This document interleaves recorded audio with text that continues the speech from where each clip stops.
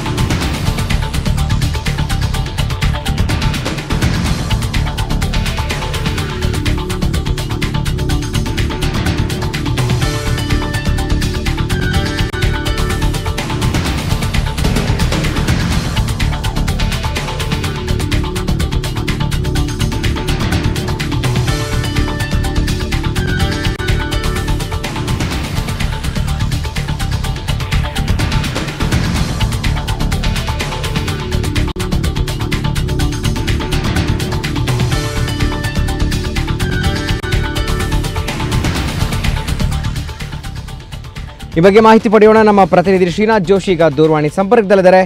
ಶ್ರೀನಾಥ್, ರಾಜ್ಯೋತ್ಸವದ ದಿನ ಕರಾಳ ದಿನ ಆಚರಣೆ ಮಾಡೋದಕ್ಕೆ ಸರ್ಕಾರ ನೋಟಿಸ್ ಕೊಟ್ಟಿತ್ತು ಬೆಳಗಾವಿ ಮೇಯರ್ಗೆ. ಈಗಾಗಲೇ MES ಸದಸ್ಯರೆಲ್ಲರೂ ಕೂಡ ಸಾಮೂಹಿಕ ರಾಜೀನಾಮೆ ಕೊಡೋ ಚಿಂತನೆ ನಡೆಸಿದ್ದಾರೆ. ಹೆಚ್ಚಿನ ಮಾಹಿತಿ ಏನಿದೆ ಶ್ರೀನಾಥ್?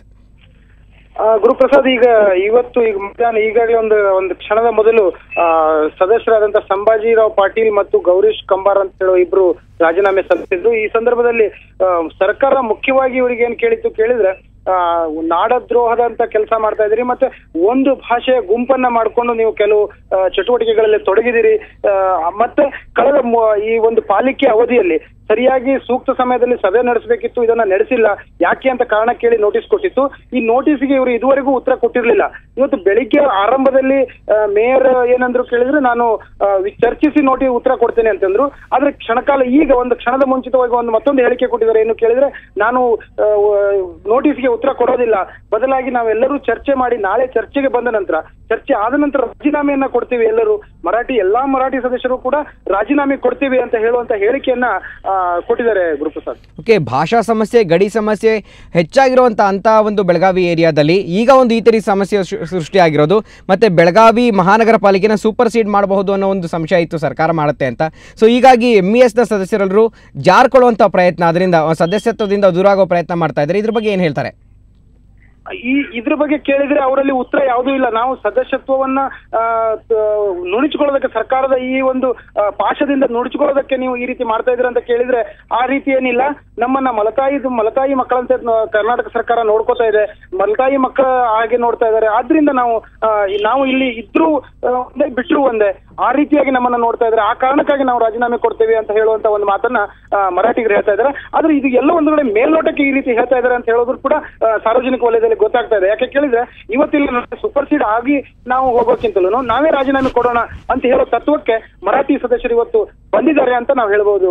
ಗುರುಪ್ರಸಾದ್, ಓಕೆ, ಒಟ್ಟಾರೆ ಇವರು ಹೇಳ್ತಾ ಇರೋದು ನೋಡ್ಕೊಂಡ್ರೆ ಸರ್ಕಾರದ ಮೇಲೆ ಒತ್ತಡ ಹೇರುವಂತ ಚಿಂತನೆ ನಡೀತಾ ಇದೆಯಾ? ಮತ್ತೆ ಈಗ ಆಗ್ಲೇ ಸದಸ್ಯರು ರಾಜೀನಾಮೆ ಕೊಟ್ಟಿದ್ದಾರೆ, ನಾಳೆ ಎಷ್ಟು ಜನ ರಾಜೀನಾಮೆ ಕೊಡಬಹುದು?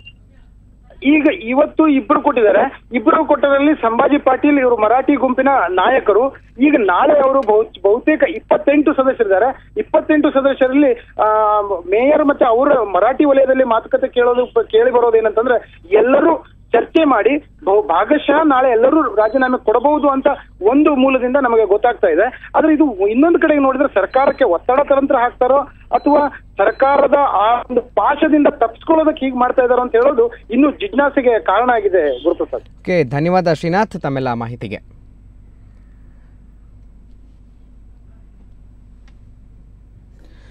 ಸರ್ಕಾರದ ನೋಟಿಸ್ಗೆ ಉತ್ತರ ನೀಡಲ್ಲ ಅಂತ ಬೆಳಗಾವಿ ಮೇಯರ್ ಮಂದಾ ಬಾಳೆಕುಂದ್ರಿ ಹೇಳಿದ್ದಾರೆ. ಇಷ್ಟೇ ಅಲ್ಲ, ಪಾಲಿಕೆ MES ಸದಸ್ಯರೆಲ್ಲ ಸಾಮೂಹಿಕ ರಾಜೀನಾಮೆ ನೀಡುವ ಕುರಿತು ಚಿಂತನೆಯನ್ನು ನಡೆಸಲಾಗ್ತಾ ಇದೆ ಅಂತ ಮೇಯರ್ ಹೇಳಿದ್ದಾರೆ. ಈ ಸಂಬಂಧ ನಾಳೆ ಅಂತಿಮ ತೀರ್ಮಾನ ಕೈಗೊಳ್ಳೋದಾಗಿ ಮೇಯರ್ ಮಂದಾ ಬಾಳೆಕುಂದ್ರಿ ಹೇಳಿದ್ದಾರೆ. ಈಗಾಗಲೇ MESನ 2 ಸದಸ್ಯರು ರಾಜೀನಾಮೆ ನೀಡಿದ್ದಾರೆ. ನಾಳೆ ಉಳಿದ 28 ಸದಸ್ಯರಲ್ಲಿ ರಾಜೀನಾಮೆ ನೀಡುವಂಥ ಸಾಧ್ಯತೆ ಇದೆ. ಬೆಳಗಾವಿ ಪಾಲಿಕೆ ಸೂಪರ್ ಸೀಡ್ ಮಾಡಬಹುದು ಅಂತ ಬೇಸರಗೊಂಡ MESನ ಸಂಭಾಜಿರಾವ್ ಪಾಟೀಲ್ ಹಾಗೂ ಗೌರೀಶ್ ಕಮ್ಮಾರ್ ಪಾಲಿಕೆ ಸದಸ್ಯತ್ವಕ್ಕೆ ರಾಜೀನಾಮೆ ಕೊಟ್ಟಿದ್ದಾರೆ.